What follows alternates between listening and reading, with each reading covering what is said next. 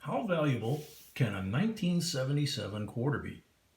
In this video, we will try to answer this question and give you the most recent values of this quarter right after this. How much money do you really have in your pocket? A $204,000 penny found by a teenager. A $10,000 coin found in a Cheerios box.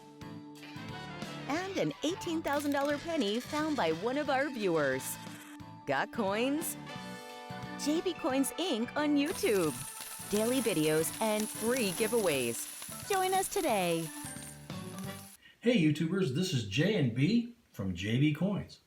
In this video, we will talk about quarters struck in 1977 to see if they're valuable. As always, we will give you their most recent sold prices so you'll truly know their values. We also will talk a little bit about the grading and some upcoming changes that might interest you, so stay to the end. The year 1977 was the first year after the bicentennial coinage, where all of the U.S. mints went back to producing quarters with the old designs from before the bicentennial era.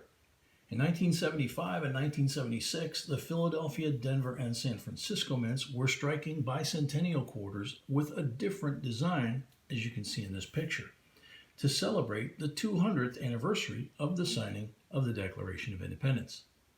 They struck quarters that year in silver and in clad composition, depending on the mint. The Philadelphia and Denver mints struck bicentennial quarters in clad composition, while the San Francisco mint struck them in silver. Like we mentioned, in 1977, all mints resumed minting quarters with the previous design for Washington quarters and only in clad composition. Now, before we talk about the values of regular non-error quarters from that year, we want to make you aware of the transitional error that quite often happens when the mint changes the design or composition of a coin. You might get lucky and find a 1977 quarter with the wrong design or struck on a wrong planchet from a previous year of production.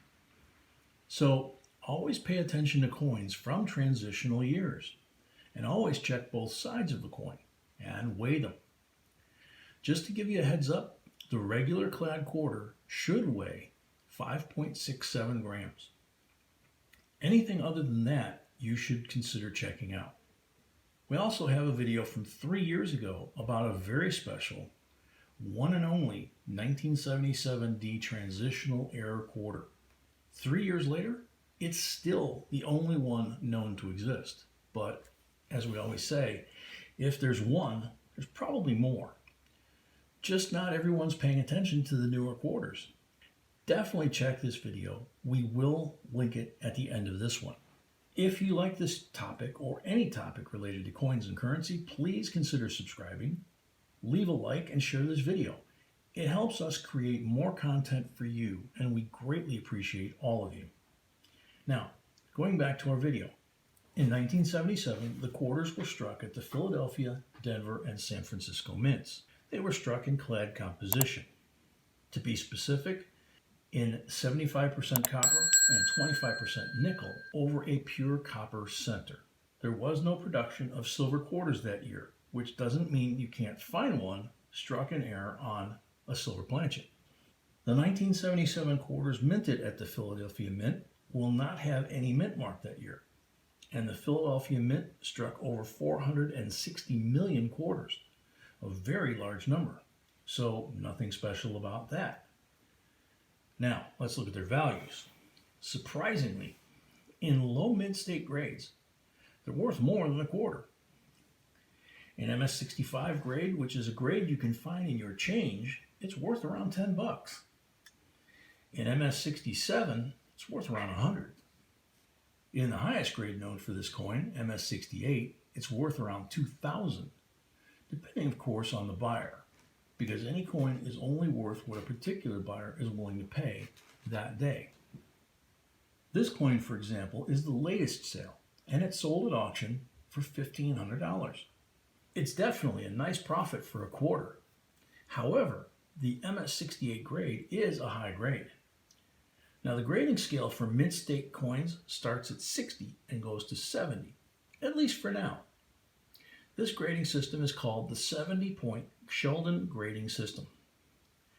One of the grading agencies, Numismatic Guarantee Company, or NGC, just announced the first 10-point grading scale for modern coins to supplement the standard grading system, to be implemented next year in January of 2023. According to the grading service, on the NGX scale, 10 is the supreme grade, equivalent to a 70 on the traditional scale.